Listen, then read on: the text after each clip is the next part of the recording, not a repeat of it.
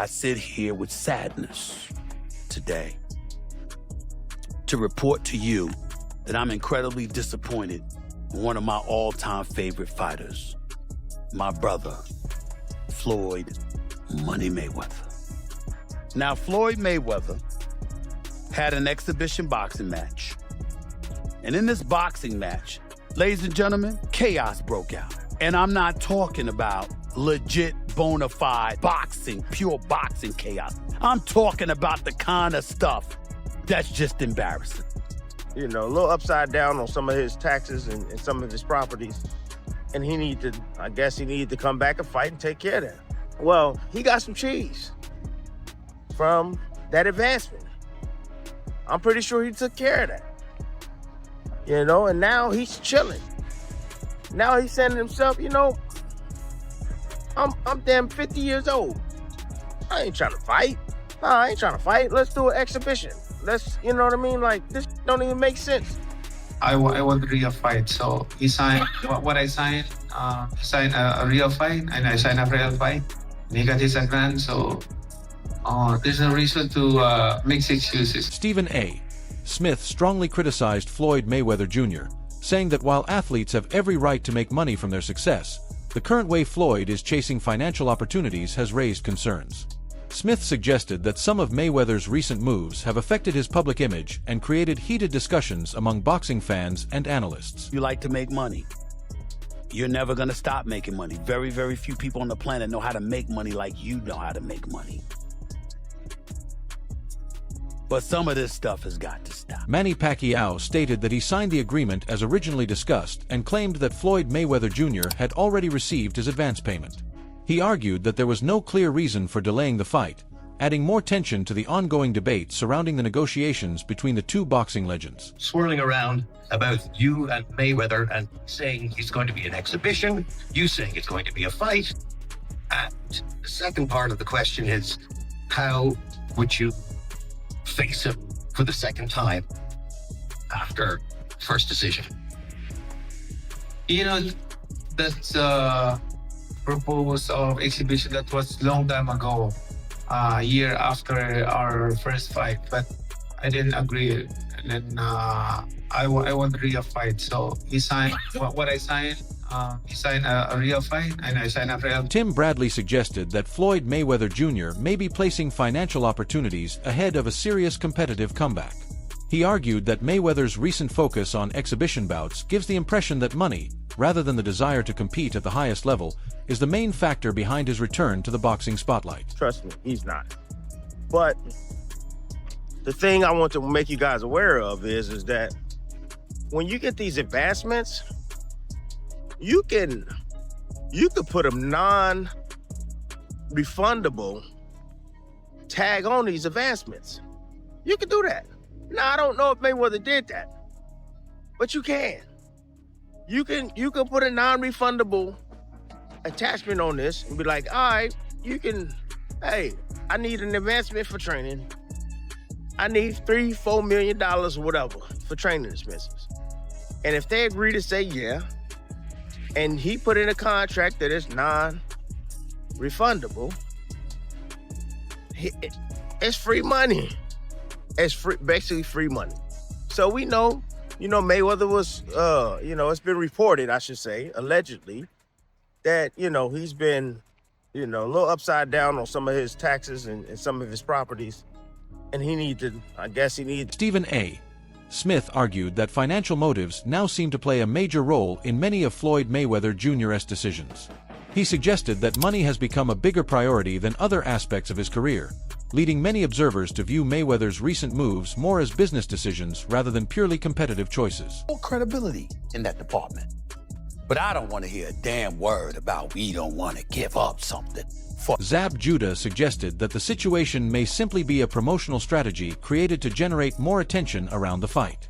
He believes Floyd Mayweather Jr. is no longer focused on protecting his undefeated record because his legacy is already established and there is little left for him to prove inside the sport. Got through the cracks. I don't know how. I wasn't there. I don't know his business. But somehow, he's saying it did. I mean, well, he didn't say that. I'm just saying I don't know how he didn't catch on that this is the real deal Holyfield. Do you think it could be possibly a publicity stunt to give some type of push to the promotion? I mean, I don't know. Like when the announcement came out, I don't know if people really too ecstatic for it. Yeah, it's something that you would, you can use to your advantage to try to push the fight. It'll let people, it'll get ears and eyes on the fight for people that didn't know the fight was happening. You know what I'm saying? But I don't know. Because as a consumer looking in, you're like, listen, man, I'm a fan of both guys, and I just want to watch it and see the fight happen. I mean, I'm a fan of boxing. I shouldn't say I'm a fan of both guys. You know what I'm saying? Yeah. As a consumer looking in, we're like, yo, is he like, what's the complaint? What's the problem here? Like, what are you scared of? Because is it your O? Is it your losing that O? Could be that it? Of course. That's what it's all come down to. I mean, the O is like a 800 credit score. Globally, universally. You walking around with an 800 credit score with the O. You know what I'm saying? So that's what the O brings. It brings an 800 credit score for wherever you go. You know what I'm saying? And Floyd he's done a great job with that. Great job. So of course he's gonna, show the roll on that O. I ain't mad at him. Smart guy. He understands. He ain't no fool. Word. Tim Bradley reflected on the situation by explaining that, considering the fighters' ages, an exhibition bout may have appeared to be the safer and more realistic choice.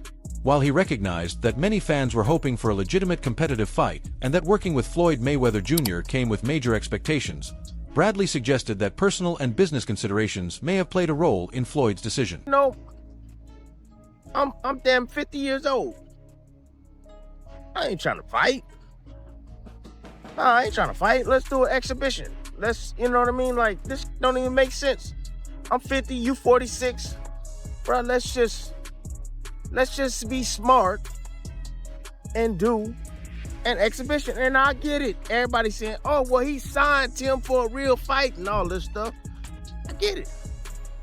And I'm not gonna argue that. He right. You signed Mayweather, damn it. You're supposed to be fighting for real, for sure. Yeah, absolutely. But I'm just trying to give you a little insight on the stuff I know that could have happened, right? That could have happened. Maybe Mayweather was thinking like this. I don't know. But I just know that reports surrounding the proposed rematch have created increasing controversy, with some commentators claiming that Netflix could potentially take legal action against Floyd Mayweather Jr. over allegations that he accepted an advance payment and may not move forward with the agreed bout. According to these claims, the situation is being described as more serious than simple speculation, with critics suggesting that Mayweather could face major consequences if any official agreement is not fulfilled. Tricks out here. He's pulling tricks out here. All the rumors and reports that Floyd Mayweather was going broke, he's just proving everybody right. But Floyd Mayweather is playing a very, very dangerous game right now. Because he's playing with a company that is getting ready to squash him. And that's Netflix. You don't have the power to play games with Netflix. Floyd Mayweather agreed to the rematch September 19th. It's even on BoxRec. This is how you know it's legit. It's even on BoxRec. You can go to BoxRec. He agreed to a rematch with legendary 8-division world champion, iconic Filipino superstar boxer, and will be a first ballot Hall of Famer once. In boxing, such listings are often seen as a sign that key contractual and commission-related steps have already been completed, which is why some observers are treating the situation as more than simple speculation. The criticism has intensified because Netflix is viewed as a major global company with significant legal and financial resources. Analysts suggest that any dispute involving an organization of that scale could escalate quickly if contractual obligations are not met. As a result, many believe Floyd Mayweather Jr. is under growing pressure to clarify his position and address questions about whether the rematch with Manny Pacquiao will actually move forward as planned. You get a card, and you have to get it stamped every time you fight, and you have to bring your card to fight. If you don't have your boxing card, don't matter whether it's amateurs or pros, you can't fight. You need your boxing card. It's like your social security card, your birth certificate in the sport of boxing. BoxRec represents that. BoxRec is showing Floyd Mayweather versus Manny Pacquiao. It doesn't show exhibitions. It only shows real fights because it's been ciphered through boxing commissions. It's been ciphered through the state commissions. It's been ciphered through everything to make it legit. Floyd Mayweather agreed to this, got his advance money from Netflix, and now he's trying to run off with the bag. And now he's talking about, oh, we don't know what it is. It's going to be an exhibition bout. We don't know if it's going to be at the Sphere. What you mean, we don't? Reports have suggested that Floyd Mayweather Jr. could be experiencing financial pressure, with some analysts linking it to past management decisions and business choices. Despite earning massive fortunes during his boxing career, critics argue that sustaining a luxury-driven lifestyle, featuring expensive homes, high-end cars, private jets, and constant lavish spending, can put strain on even the largest fortunes. They also point out that when spending stays consistently high and long-term financial planning is not carefully managed, financial difficulties can develop over time, even for an athlete who once operated at the peak of global earnings. 19 million of the money was lost. So to lose 19 of 20 million, I mean, what, did you go to the casino over and over? Like, you know. So Rechnitz, now mind you, this is Floyd's new buddy, his new financial advisor.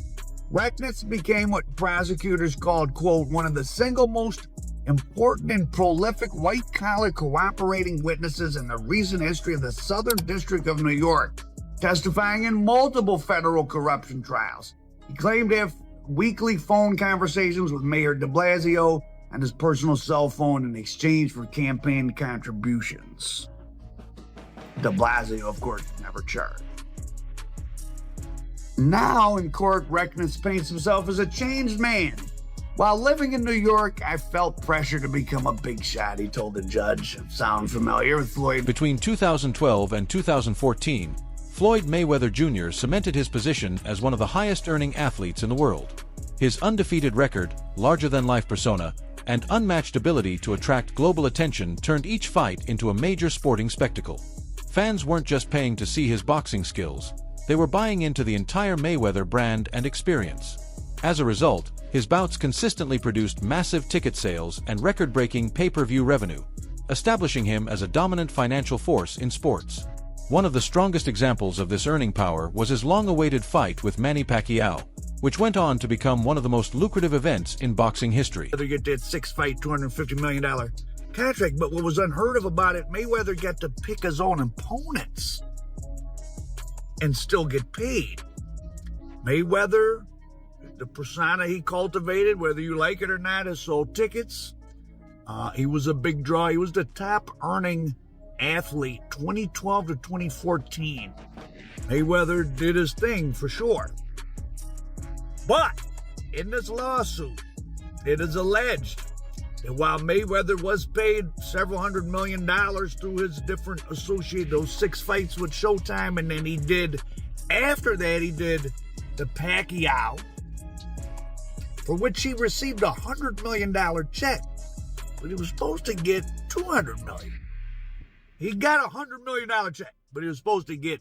So it's easy to get blinded, like, it's a lot of money, but if you're supposed to get more, you're supposed to get. Reports indicate that Floyd Mayweather Jr. reportedly earned close to $100 million from that fight, while some experts believe the total figure could have been nearer $200 million once all revenue sources are counted. It shows how important financial accuracy becomes at that elite level, where even small differences in contracts, taxation, investments, or spending decisions can have huge long-term effects. At such extreme income levels, every financial move carries serious weight, and managing money properly becomes just as crucial as performance inside the ring. He fought Conor McGregor, huge. He fought Pacquiao. So now he's talking about fighting Mike Tyson. He does seem to be having money problems. And I don't care how many goddamn watches he bought, the amount of money he made boxing, unless he's been getting swindled on the business end. Once you start getting into having hundreds of millions of dollars, You're getting $10, $15 million a year in, or 20, 30, I'm sorry, 20, 30, $40 million a year in interest. Right? If you're just in the stock market is like doubled in the last 4 years, right? I mean, so anyway, so Al Heyman is this. He's not like a Don King. He doesn't have that reputation. He has this, that he's a brilliant businessman. He stays totally. Despite reportedly earning well over $1 billion during his boxing career, Floyd Mayweather Jr.'s financial situation is often said to be influenced by heavy spending, gambling activity, and tax obligations. While his income from major fights, endorsements, and exhibition bouts placed him among the richest athletes in the world, maintaining that level of wealth typically requires strict financial control. Reports and analysts point to his lavish lifestyle, luxury cars, jewelry, private jets, and expensive properties as key factors that may have affected his net worth over time. There have also been claims of gambling losses, along with tax disputes and legal issues, which can add further financial pressure when penalties, interest, and obligations accumulate. Represents the $500K, $500,000 in arrears plus late fees minus a deposit that Mayweather paid at the start of the lease and the $100,000 catch-up payment. So they deducted what he did submit when he was made aware of this, the $100K, and I guess a deposit. So the remaining balance is that. An attorney for Mayweather did not provide a comment by deadline. He has not responded to the lawsuit in court. In a separate legal matter, so we've already went over one with this luxury condo in Manhattan, right? But a separate legal matter, a Miami jeweler sued Floyd Mayweather last month, alleging the boxer owes more than $1 million for jewelry that he took but never. From the outset, everything surrounding the deal was reportedly intended to result in a fully sanctioned, agreed professional fight rather than an exhibition or promotional event. According to these claims, Floyd Mayweather Jr. is now being viewed as potentially in breach of contract due to the alleged failure to meet the original terms. Those involved in the agreement maintain that clear commitments were made from the beginning, and any deviation from them is being treated as a serious contractual concern. At this stage, it is further reported that Mayweather has been asked to provide written confirmation by tomorrow stating whether he intends to resolve the matter and move forward in line with the original agreement. Fight. He is in breach right now. He has to provide written confirmation by tomorrow that he has intent to cure it, and there's a certain amount of time because there's multiple breaches across the board. Mayweather said he and others have already reached out to Mayweather to correct the situation, so he's fully aware. The guy thinks he knows what he's doing every time, and when people try to reach out to him or give him advice, he always, I got this, I have it figured out. We definitely don't, because we don't have our next steps figured out, right? The fight is not canceled. Floyd is definitely in breach of his contract. There has been no request by anybody. This written reply is now being treated as a key deadline, as it would officially confirm whether Floyd Mayweather Jr. plans to settle the dispute. Reports also claim that multiple potential breaches may have already taken place, which has made the situation more serious. People connected to the agreement have reportedly tried to reach out to Mayweather to fix the issue early, hoping to solve it through direct communication and by sticking to the original contract terms instead of letting it turn into a bigger legal or financial battle. Anyone involved in setting this up. Pacquiao, meanwhile, is miffed by Mayweather's backpedaling. Manny Pacquiao, I believe he's going to bite me. He's going to bite me? Manny Pacquiao is not happy. He's been looking forward to this rematch. Nobody ever got a contract, and Netflix stepping up as a media empire holds a lot of weight. It reassured Manny that this was real. They put a stamp on it. He's obviously displeased. He does want to fight Floyd. He does not want an exhibition. Has no interest in that because that was never part of their conversation. And asked if the fight would ever occur as an exhibition. The fight will not take place as a pure exhibition under the contract and terms and platform. We are part. That's a wrap for today's video. Stay tuned for more updates, and I'll catch you in the next one.